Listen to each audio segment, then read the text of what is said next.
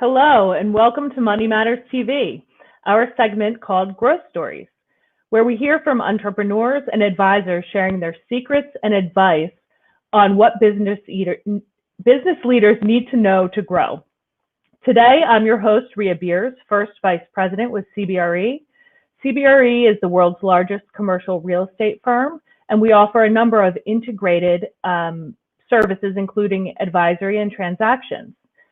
From time to time, financial issues relating to life sciences, healthcare, or technology matters and companies may be discussed on the show. These discussions are not and should not be viewed as financial advice. Moreover, since this program is pre-recorded and shown at a later date, please keep in mind that information may no longer be current. You should always check with your financial advisor before entering into any financial transaction. I lead CBRE's technology and media practice in Philadelphia, and I'm thrilled to hear from entrepreneurs who are growing their businesses. Further, I've enjoyed my time over the past 10 years of supporting Tech Girls, an organization that exposes middle school aged girls to careers in technology. During the COVID-19 global pandemic, companies are suffering from the same uncertainty as we are in our personal lives. Is it safe to re-enter the workplace? What does that look like? How do you maintain your company culture while doing it? At CBRE, we are having these conversations daily. I am excited to introduce our guest today, an entrepreneur who has a deep understanding of education and healthcare, alongside an uncanny ability to identify business opportunities in those spaces, as well as rally folks around her to act on those ideas. But before we introduce her, we have a question from one of our viewers. Judy Lehman from Philadelphia would like to know, what are some commercial real estate ideas to use in an opportunity zone? To back up a bit, the opportunity zones were established by the U.S. Treasury Department back at the end of 2017 to really bring economic stimulus to certain census tracts that were identified by governors in each state.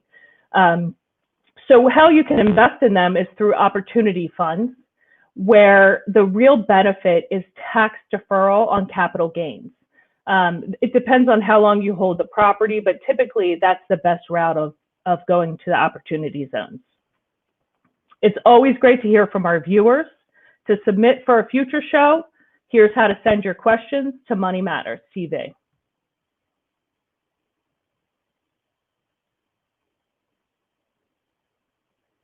Whether working in higher education to make change or starting a business, our guest today is passionate about the intersection of technology with education and healthcare.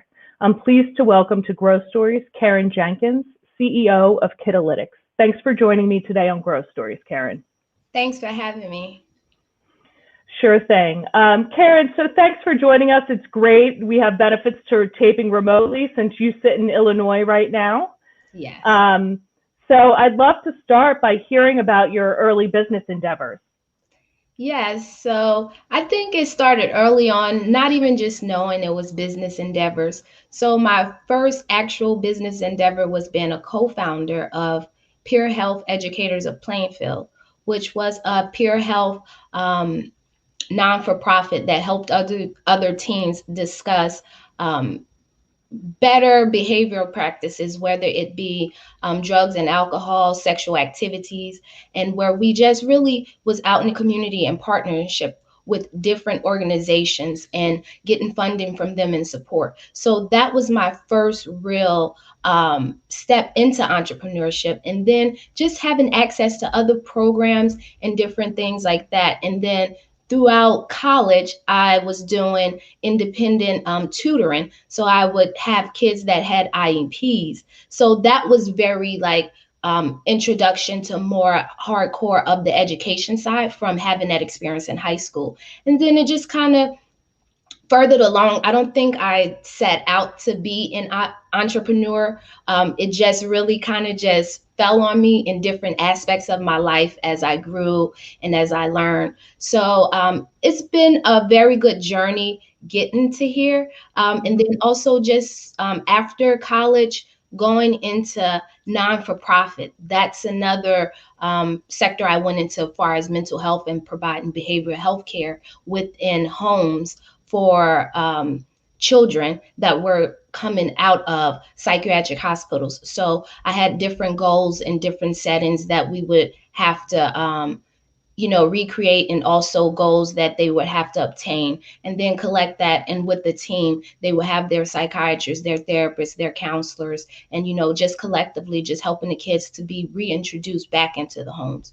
So I think a combination of all that has brought me to Kitalytics, because through all of that, it has been data and just education and learning. So I think entrepreneurship kind of just was always there. It was just a process of learning and different things. Yeah, it seems to be such a theme with our guests that there's so much curiosity at a young age and a yearning to really do something, right? To take action on these ideas. And I mean, you fit the bill. So let's go a little further back and talk about who were your influencers, when you were growing up to point you in this direction. Yeah, so I would say my family, and I would say a combination of them first, just because kids do what they see others do. Mhm. Not so much what you say, but it's really what you do. So I think having that early on, starting just from the foundation of my grandparents. My grandmother Mhm. was a teacher. Also, everyone seems to be a seamstress. They just know how to do all these fabulous things. So, even aside from just doing their regular jobs, that was always income as well. And my grandfather, he was a postman, and also started one of the first unions in the post office in Chicago. So like just seeing that, and he always had businesses. And my aunts, my father, my uncles, it just became a thing. Even where I grew up in Louisiana, on the property, even though I was born in Chicago, Mhm. that property was there from 1800s, like late 1800s, early 1900s, from my grandparents, my great grandparents, because they actually would, they had farms and other lands, and they would butcher different livestock and then dry it and sell it. So it's all those things, I think, just by doing, seeing it, and even just that generation, and then coming back into like current times, and my aunts, uncles, fathers, and everybody, giving that to me. I think Mhm. that has been the inspiration for me. Yeah, lots of hustle.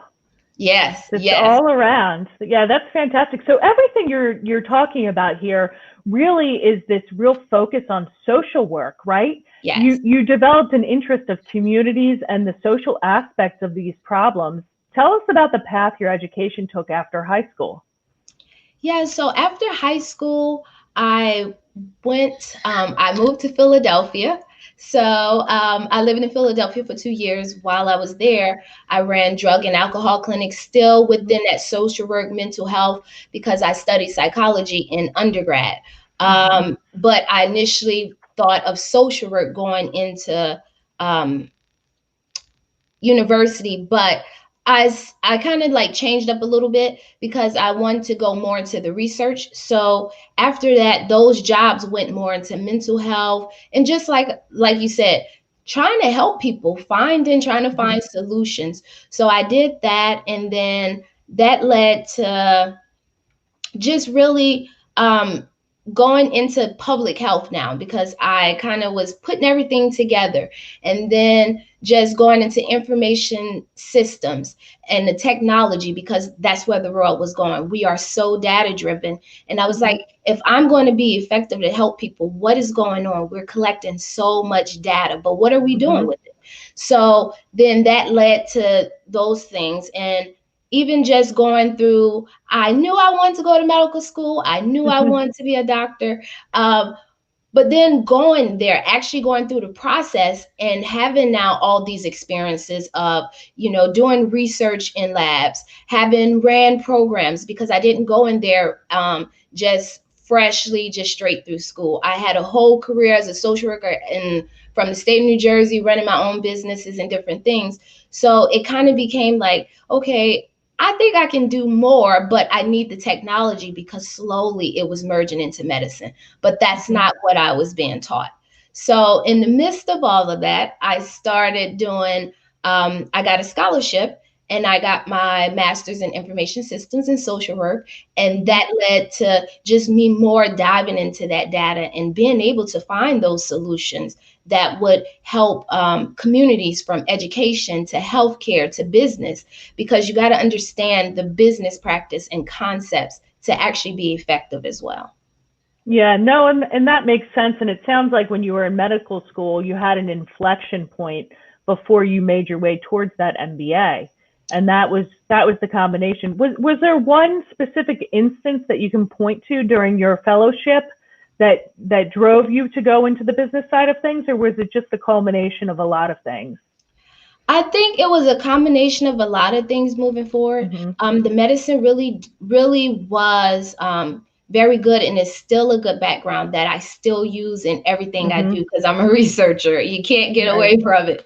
So, which has been pivotal. So, regardless of obtaining the degree, I still use the knowledge, and sometimes that's the divide, the knowledge, far as you know medicine, but you don't know public health, you don't know information systems or how to analyze the data. And that's something that I even experienced while doing the MD, MPH route and still Hmm. doing medical school, that they don't talk the same, Hmm. unless it's kind of merged. So it kind of became that that intersect, and okay, where can I be more productive? And I thought, because I was getting all of this knowledge and along with the technology, because here we are with telemedicine, and I've been talking about Hmm. telemedicine for 4 or 5 years, keeping up with licensures, keeping up with who's writing the laws for those things. So it's just a evolution of so many things that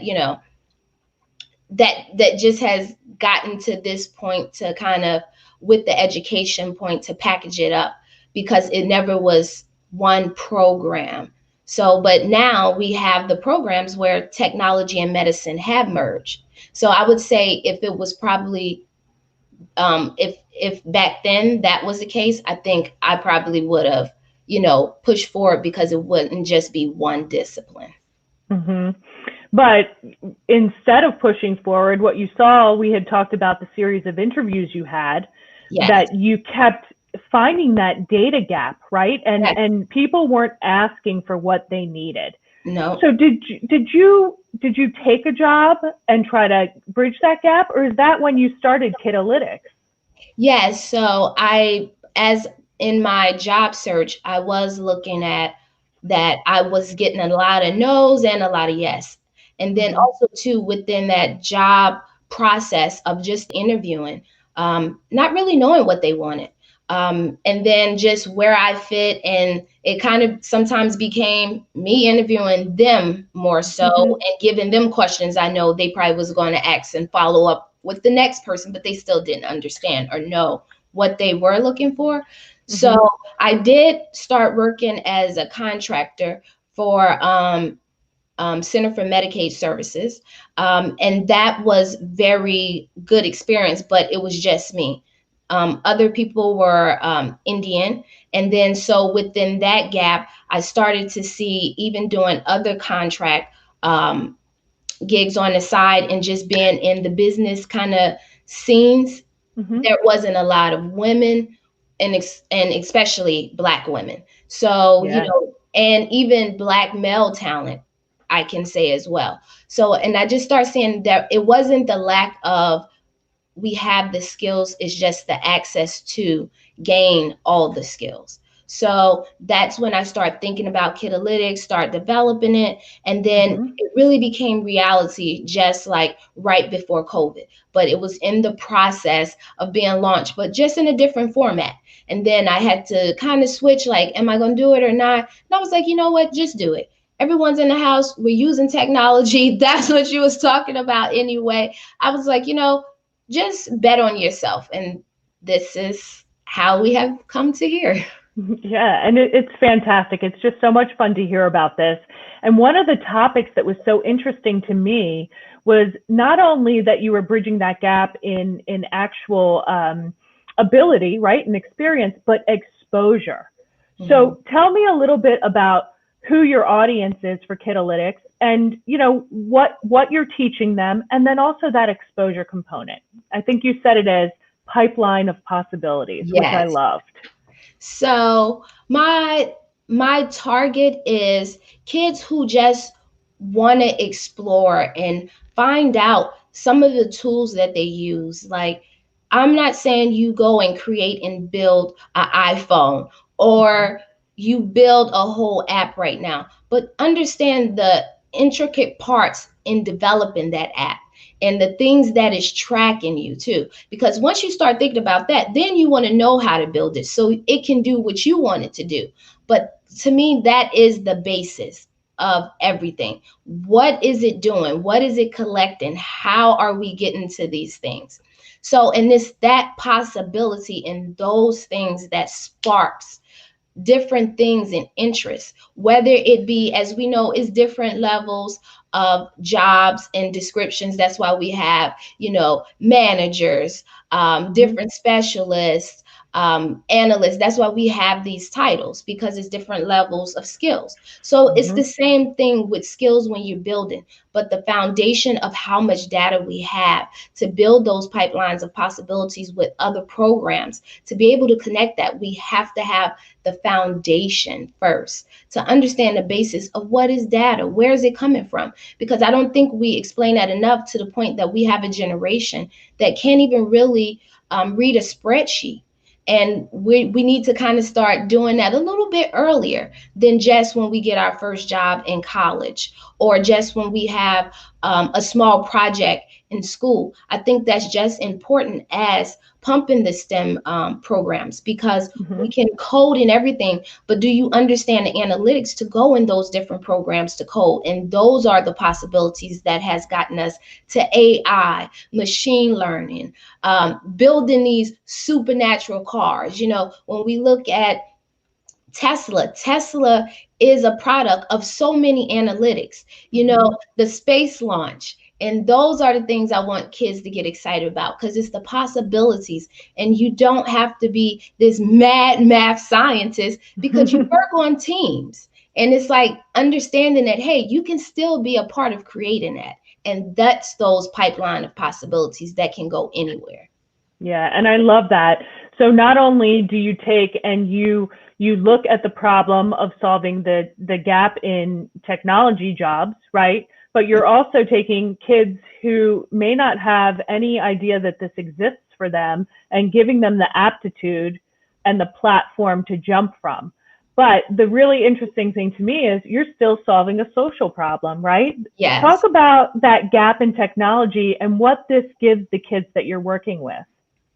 So that gap in technology, and I would say this too because I just started classes this week, Mhm. and one thing that I've learned, and this is why it's so great that it's kids from different states. Some kids are not even getting instructions virtually or Mhm. in class; they're just picking up packets, and that's something that's not really being talked about. So with those gaps, Kitalytics is given those gaps, because you're not getting any in school instruction, but you're bright. You want to know what's going on. You're using technology more than ever. You're even taking those surveys. So that's what Kitalytics is serving those kids in those gaps. And also, too, I have other kids that would love to do the program, but then we have these other gaps in far as they don't have the technology. So you may Mhm. have four other siblings at home and you only have two computers. You have to kind of switch off and doing homework. And kids are not adults. It's not like you have the computer this 2 hours, you have it those 3 hours. And and it's like I kind of smile because I have to, without crying about this, because we live in a world where I know we have enough computers to give these kids, Mhm. and a cell phone is not a technology source to do your homework. No, it's not. That's right. Um, one of my favorite parts of talking to you right now in Kitalytics is that you really just launched. And a lot of times we're talking to entrepreneurs who have already closed out or exited their businesses. But this is offering us the opportunity to understand how you're going to grow your business. So talk to me about how you're actually getting to the kids. Is it direct model? Are you talking to school systems? What's the process you're taking now? So the process I took first off was I start reaching out to all my contacts that I Hmm. had, and even my team that's working with me, they reached out to their contacts. So that's how he first started doing it, because it seemed like everyone had a touch in education or not too far from education. So that was a great, great start. And then also to just internet marketing, Facebooks and different things, and even word of mouth, and just sending flyers to different organizations, as well as I just kind of progressed in the different groups that I'm in. I haven't touched everybody because you know how that goes. It's a lot when you have these lists, so you have to pace yourself. But that has been proven to be wonderful, and just getting the media attention from the different segments that I have been on, far as the news and different write-ups, and that has been proven pivotal. And just also to understanding that my classes in the summer could not be the same size as we're going into the school year, because it's different stressors, different responsibilities, and different structures, even in households. Hmm. So, just factoring in some of those things. But that is how I've been getting to my target customers, and just certain things in the work moving forward in the next couple of weeks. We're having parents focus groups to explain this whole process of what analytics is, because sometimes it's hard for a parent to understand that, hey, my kid future job does not exist. How do I prepare them for this? And just Hmm. even getting them to understand some of those little things. But I think it takes that conversation to start parents to even open up to those possibilities, because these kids will build the new world that we're moving forward in. Yeah, absolutely. And one of the things that's interesting to me is that you're oftentimes bringing on guest speakers. Can you Yeah. just talk about what kinds of guest speakers you're having for the exposure component? Yes. So the guest speakers are, like I said, those possibilities. So Hmm. that is what our guest speakers are. Possibilities actually in movement. Possibilities that kids will um, see these speakers in Kitalytics, and who knows, 3 years from now, 4 years from now, they'll be like, hey, I remember hearing about that, because that is how it goes. Before you even see anything come to market, it's always in the background, whether it's a research paper, a store, a school, whatever. I think those possibilities, to know that, hey, these are the steps you take, even though you don't know all of them. It's possible to take steps to actually bring something to reality. So those Hmm. are what the speakers bring, because they come from different industries, venture capitalists, farmers, architects. So it's kind of, I try to frame the speakers too to some of the kids' interests in as well. So I keep acts out there just so I can be like, okay, a kid likes this. Let me kind of spark something in there, because we can say we want to be an astronaut, and a kid may not really want to be the astronaut who actually go in space, but you know what? He might actually be one of the components, build one of the components to actually get the Right. spacecraft to do something it never did before. So it's those possibilities. Yeah, that's fantastic. So, what advice would you give budding entrepreneurs right now? I would say be humble, take no's gracefully, and Hmm. also be able to take criticism, because I think that is the biggest key. Take criticism, because you know what? It opens that door up for people to even tell you their stories of how they may have took a wrong turn or felt at something, but you won't get that information if you're not open to taking your own criticism, because that is kind of a personal journey too. Hmm. So I think those things, and just ask questions, keep learning, and whatever you do, as I have always tried to do, whatever you're learning, even if someone doesn't understand it, make sure it ties to the things that you have already built. It's kind of like, just keep building your toolbox, and you don't have to be an expert at everything. but Mhm. build your toolbox.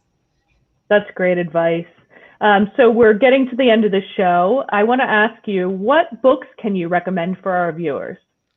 Yes, I would recommend Algorithms of Oppression by Hmm. Safani Noel, and I would recommend Race After Technology by Rumor Benjamin. Those are two great books because it really tells you about the social injustices in algorithms, as well as how they surveillance us. So I think it's just a combination of this big data, little data today, because today we have big data, but today's big data is tomorrow's small data. So, it just really shows you how that is building. That's great. Karen, thanks so much for joining Growth Stories segment of Money Matters TV. Our next guest on Money Matters TV is Ken Myers, owner of Apex Leadership Company. As a reminder, you can download the podcast from iTunes and Stitcher, as well as see programs on YouTube channel of Money Matters TV.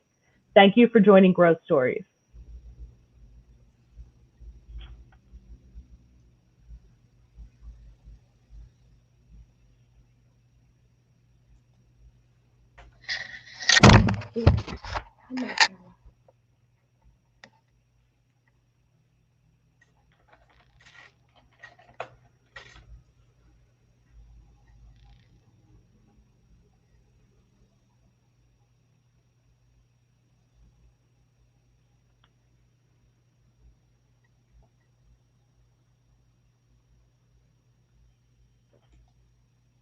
Okay.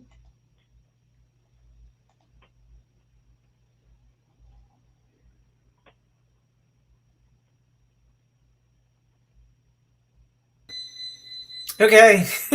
All right. um, Perfect.